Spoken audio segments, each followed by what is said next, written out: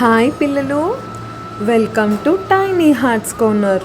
ఈరోజు వీడియోలో మనం ద పవర్ ఆఫ్ గ్రాటిట్యూడ్ కోసం నేర్చుకోబోతున్నాం. అంటే కృతజ్ఞతల గురించి నేర్చుకోబోతున్నాం అన్నమాట. ముందుగా పిల్లలు, అసలు గ్రాటిట్యూడ్ అంటే ఏంటో మనం తెలుసుకుందాం. అసలు గ్రాటిట్యూడ్ అంటే ఏంటంటే తెలుగులో అయితే కృతజ్ఞతలు అంటాం. అంటే మన కోసం ఎవరైనా ఏమైనా చేస్తే మనం వాళ్ళకి థ్యాంక్ యూ చెప్తాం కదండి, దాన్నే మనం గ్రాటిట్యూడ్ అంటాం. అంటే వాళ్ళకి మనం కృతజ్ఞతగా ఉండడం అన్నమాట. అంటే వాళ్ళు చేసే పనులకి మనం వాళ్ళని అప్రిషియేట్ చేయడం అన్నమాట. సో దాన్ని గ్రాటిట్యూడ్ అని అంటాం. అయితే కొన్ని ఉదాహరణలకి, మీ అమ్మ కానీ మీ నాన్న కానీ మిమ్మల్ని చాలా కేర్గా ప్రేమగా చూసుకుంటారు కదండి. సో మీ అమ్మ నాన్నలకి మీరు తిరిగి అదే ప్రేమని అందించాలన్నమాట. అలాగే మీకు కుదిరినప్పుడల్లా మీ పేరెంట్స్కి థ్యాంక్ యూ చెప్తూ ఉండాలి. దీనివల్ల వాళ్ళ ప్రేమని మీరు రికగ్నైజ్ చేస్తున్నట్టు అర్థం. సో వాళ్ళకి చాలా సంతోషంగా అనిపిస్తుంది.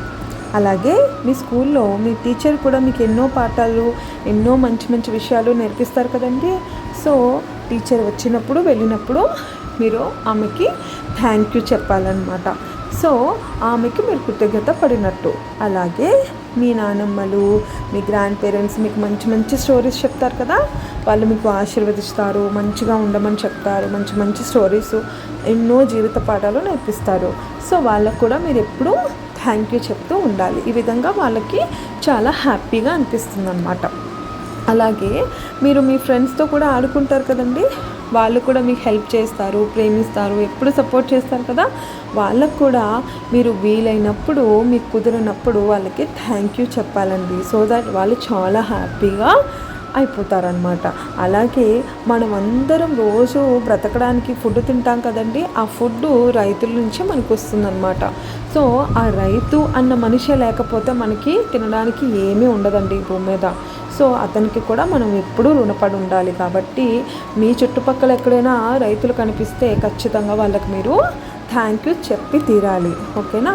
అలాగే మనకి ఇంత గొప్ప జీవితాన్ని మనకి ఇచ్చినందుకు ఆ దేవుడికి కూడా వీలైనప్పుడు మీరు ప్రేయర్స్ చేస్తున్నప్పుడు ఆయనకి ఎప్పుడు థ్యాంక్ యూ చెప్పాలన్నమాట. సో ఈ విధంగా గ్రాటిట్యూడ్ని మనం చూపించుకోవచ్చు. ఇప్పుడు పిల్లలు, మనం కృతజ్ఞత భావంతో ఉండడం వల్ల మనకు వచ్చే ఉపయోగాలు ఏంటో మనం తెలుసుకుందాం. అయితే మన కోసం ఎవరైనా ఏదైనా చేసినప్పుడు మనం వాళ్ళకి కృతజ్ఞత భావాన్ని చూపించినప్పుడు, అంటే గ్రాటిట్యూడ్ చూపించినప్పుడు మనం చాలా హ్యాపీగా అనిపిస్తుంది. చూడండి, ఎవరికైనా థ్యాంక్ యూ చెప్తే మనం ఎంత మంచిగా ఫీల్ అవుతాం లోపల నుంచి కదండి. మన మైండ్ కూడా చాలా పాజిటివ్గా ఉంటుంది. మన చుట్టుపక్కల ఉన్న వాళ్ళందరూ ఏదో మన కోసమే ఉన్నట్టుగా మనకు ఒక భావం అన్నది వస్తుందన్నమాట. మనకు ఒంటరిగా అనిపించదు. అలాగే మనం మాట్లాడుతున్న ప్రతి ఒక్కరితో మనకు ఒక సంబంధం ఏర్పడుతుంది, మంచి రిలేషన్షిప్ అనేది వస్తుందన్నమాట. దాంతోపాటు మనం ఎప్పుడూ ఎదుటి వాళ్ళని గౌరవిస్తూ చక్కగా దయగా ఉంటామన్నమాట. దీనివల్ల మనం ఏం చేస్తామో అది మనకి నచ్చుతుందన్నమాట. అర్థమైందండి. సో దీనివల్ల మన లైఫ్ కూడా చాలా బ్యూటిఫుల్గా ఉంటుందన్నమాట. అలాగే మన కోసం ఎవరైనా ఏదైనా చేస్తే ఖచ్చితంగా మనం అది గుర్తుపెట్టుకుంటాము. వాళ్ళకి అవసరమైనప్పుడు మనం వాళ్ళకి ఆ కృతజ్ఞత భావాన్ని చూపిస్తాము. అలాగే మనకు తోచిన సహాయాన్ని కూడా మనం అవతల వాళ్ళకి చేయగలుగుతాం అన్నమాట. సో దీనివల్ల ముందుకి మీరు మంచి వ్యక్తులుగా ఎదగగలరు అనమాట. అందుకని ప్రతి ఒక్కరు కూడా మంచిగా కృతజ్ఞత భావంతో ఉండాలి.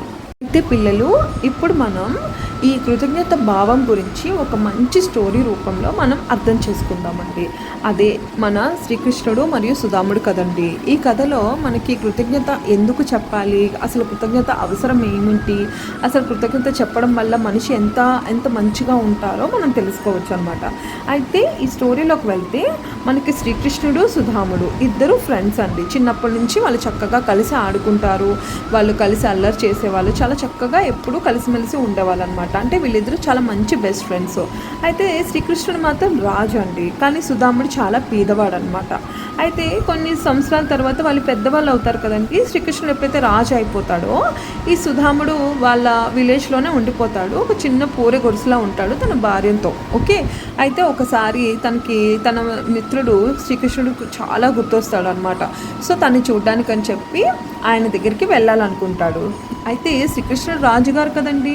సో రాజుగారికి ఇవ్వడానికి అంత విలువైన వస్తువు తన ఇంట్లో ఏమీ ఉండదు, తను చిన్న గుడిసెలో ఉంటారు. సో అందుకని వాళ్ళ ఆవిడ వాళ్ళ ఇంట్లో మిగిలిన కొద్దిపాటి అటుకులు తెలుసండి, అటుకులు ఆ పోహ అంటాం కదా, ఆ అటుకులను ఇస్తుందన్నమాట ఒక మూటలో కట్టి చక్కగా. అయితే సుధాముడు శ్రీకృష్ణుడు గారి దగ్గరికి వెళ్తాడు.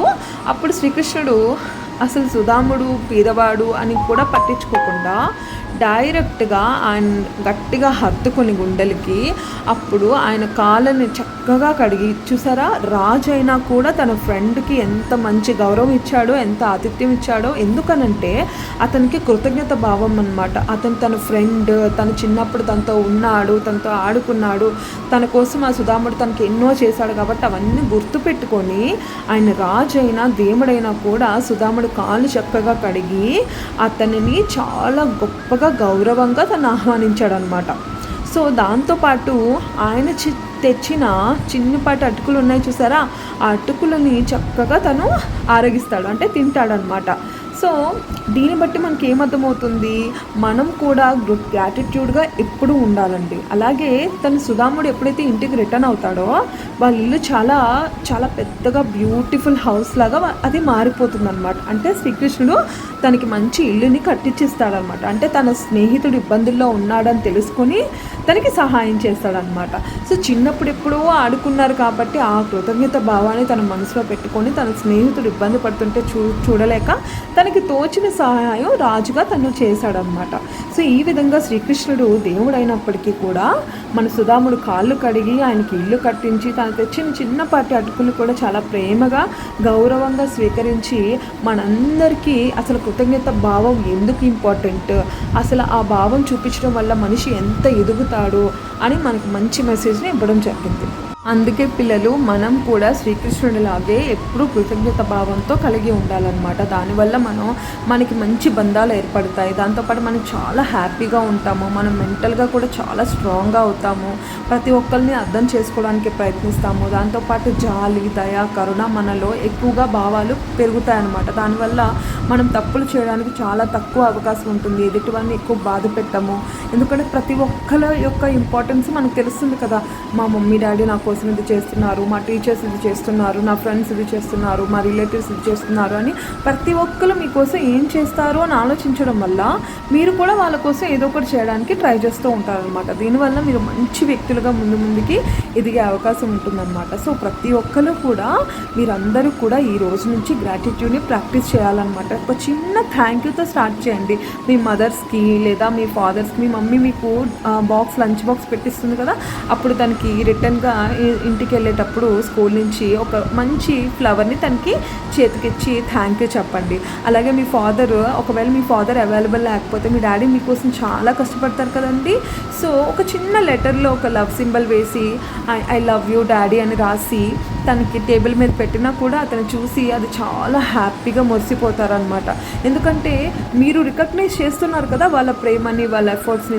దానివల్ల వాళ్ళు హ్యాపీగా ఉంటారు, అలాగే మీరు కూడా చాలా చాలా హ్యాపీగా ఉంటారు. అలాగే ప్రతిరోజు మీరు ప్రేయర్ చేసేటప్పుడు ఖచ్చితంగా దేవుడికి మనకి ఇంత అద్భుతమైన అందమైన జీవితాన్ని మనకి ప్రసాదించినందుకు ఆయనకి కూడా ఎప్పుడూ మీరు థ్యాంక్ యూ చెప్తూనే ఉండాలి.